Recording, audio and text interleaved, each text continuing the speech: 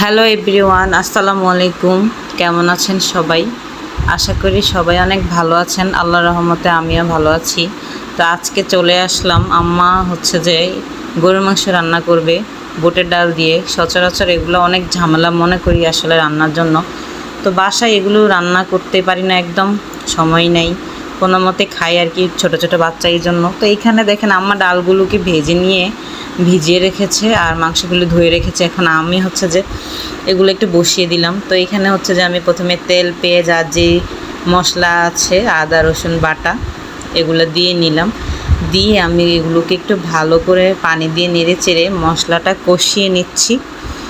তো এখানে হচ্ছে যে আমার মশলা কষানো হয়ে গেলে আমি এখানে হলুদের গুঁড়ো, মরিচের গুঁড়ো এবং তেজপাতা এগুলো আমি দিয়ে দিলাম। দিয়ে একটু নেড়ে চেড়ে ভালো করে কষিয়ে নিলাম। তো আমার কষানো হয়ে গেলে এখন আমি এগুলোতে হচ্ছে যে আমার যে ধুয়ে রাখা যে গরুর মাংসটা আমি দিয়ে দিব। এই যে এখন দিয়ে দিচ্ছি, দেখেন। তো আসলে বুটের ডাল রান্না বা বেশি শক্ত জিনিস রান্না সময় যেগুলো কম, ওইগুলোই সব সময় দ্রুত ঝটপট কীভাবে হয়, যেহেতু ছোটো বাচ্চা আছে বাসায়, সেইটাই চিন্তা করি। সময় সাপেক্ষ যেই জিনিসগুলো আসলে সেগুলো নিজেদের আসলে খাওয়া হয়ে ওঠে না। তো এইখানে আমি মাংসগুলোকে ভালোভাবে কষিয়ে নিচ্ছি মাংসের মশলার সাথে, যাতে কোনো সমস্যা না হয়। তো এই তো রান্না করতেছি, আম্মা আছে। আমি সবসময় আসলে আম্মাকে বলি রান্না করতে যাই।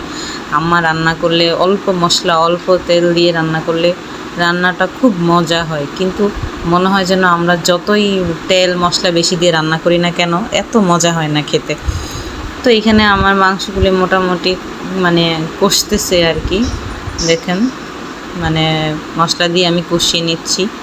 আমার কষানো হয়ে গেলে এই পাশে হচ্ছে যে আমি আবার ভাত দেখাচ্ছি, মানে এক পাশে হচ্ছে যে ভাত রান্না করতেছি, আরেক পাশে হচ্ছে যে গরুর মাংস বুটের ডাল দিয়ে রান্নার জন্য বসিয়ে দিয়েছি। তো আসলে গ্রামে আসলে হচ্ছে যে মানে গ্রামীণ জীবনটা আমার খুবই ভালো লাগে। শহরের থাকতে থাকতে আমি আজকে কতদিন পর যে রান্নাঘরে আসলাম, মানে যা বলার বাইরে। সেই ঈদের আগের থেকে আমি অসুস্থ।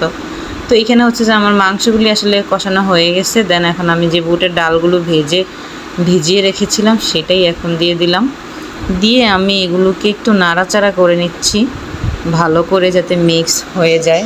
তো এটা মিক্সড হয়ে গেলে আমি হচ্ছে যে এটাতে ঢাকনা দিয়ে রেখে দিব প্রায় 10-15 মিনিট। তারপর হচ্ছে যে কতক্ষণ পর পর এসে এটাকে একটু নাড়াচাড়া করে দিব আর কি। তো এই তো কতক্ষণ কষানোর পরে আমি আবার ঢাকনা তুলে আবার একটু নাড়াচাড়া দিয়ে নিলাম মাংসটা কী অবস্থায় আছে। তারপর আমি হচ্ছে যে পানি দিয়ে দিব।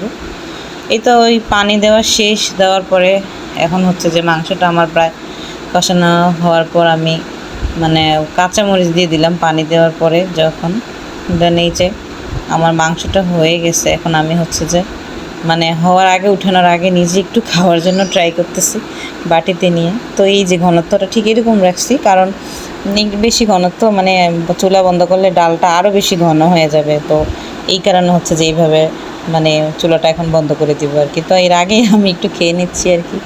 তো ভালো থাকবেন সবাই, আল্লাহ হাফেজ।